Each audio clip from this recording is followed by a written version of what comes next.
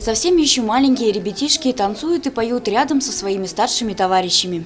Каждый из них с трепетом и радостью принимает участие в этом веселом и по-домашнему уютном мероприятии. Ведь на своем только начинающемся пути все они уже столкнулись со сложной жизненной ситуацией.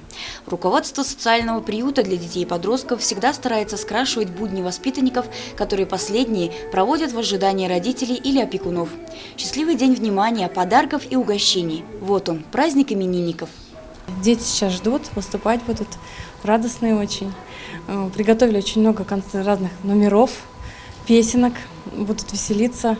Наши гости, которые сегодня пришли к нам, пришли все с подарками. После этого мероприятия все пойдем угощаться. Там столько угощений, я не знаю, мы уже давно так не угощались. Но я думаю, что все будет хорошо. Мы очень радостные сегодня. Помимо Дня именинника, коллектив социального приюта для детей и подростков совместно с отделом опеки и попечительства устроили еще одно немаловажное мероприятие – День аиста. Поздравить именинников пришли кандидаты и замещающие родителей, которые могли присмотреться и выбрать себе тех ребятишек, которым они могли бы подарить тепло, ласку и семейный уют.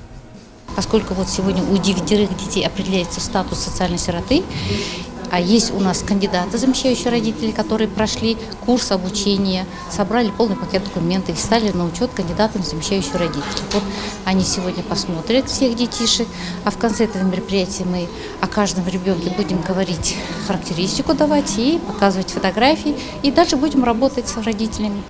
Звонкие песни, веселые сценки, зажигательные танцы. В этот радостный день воспитанники социального приюта для детей и подростков получили массу положительных эмоций. А кто-то из них наверняка в скором времени обзаведется новой, любящей семьей. Евдокия Титаренко, Нияз Мирхайдаров, Гулькина Раскильдина, телекомпания СТВ.